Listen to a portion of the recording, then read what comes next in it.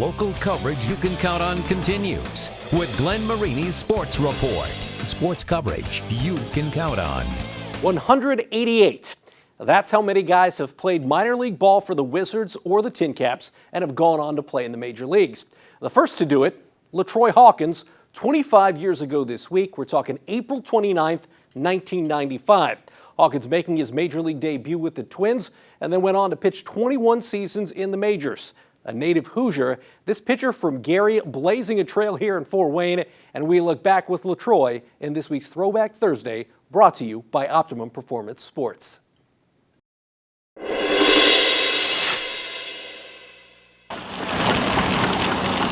One of my favorite memories, and it's kind of weird that it's one of my favorites, was getting off the plane, taking the bus to the stadium in Fort Wayne. And it wasn't finished. And we were like, how are we going to play? Well, most of the guys were like, how are we going to play? Like, what's going on? There's no way there'll be this stadium will be finished by the time we go on a 13, 15-day road trip or whatever. We started the season off on a long road trip that year.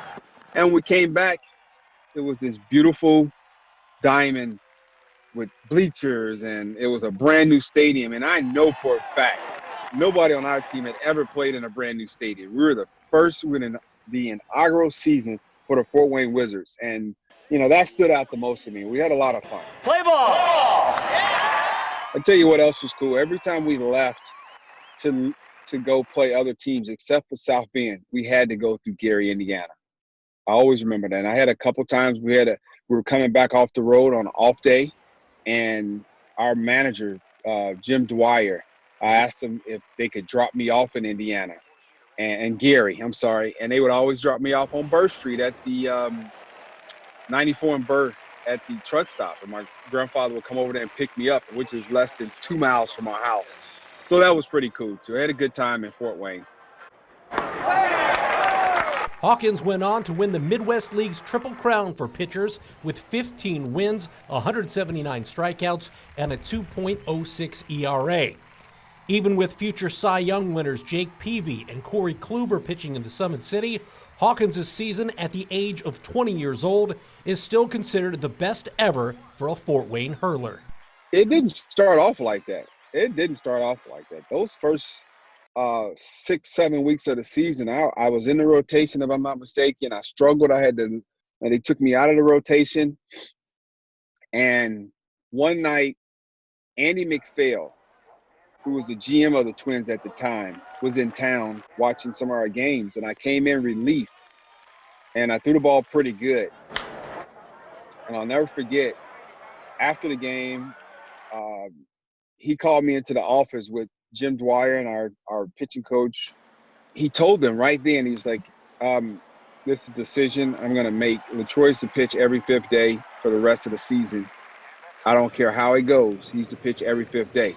I guess I needed that confidence in somebody in the organization to have in me that, you know, catapulted me into being the pitcher that I could be. And the ball game is over. Hawkins saves it for Jordan Lyles, who wins. And I always said I never wanted to be remembered by what the back of my baseball card said. I never wanted to be remembered by that. I want to be remembered by my teammates and the fans, how I treated them. Our skin might be a different color, but if you cut you cut me, you cut a Dominican guy, you cut a Venezuelan guy, we're all going to bleed the same. And when we talk to each other, we actually find out we have more in common than not. And so that was the biggest thing that baseball gave me and I took away from baseball through my career. LaTroy now lives in Texas. He works for the Twins as a special assistant to baseball operations and also works on Twins broadcasts. He was slated to do about 25 games this year before the pandemic hit. I'm Glenn Marini, and that does it for your local sports report.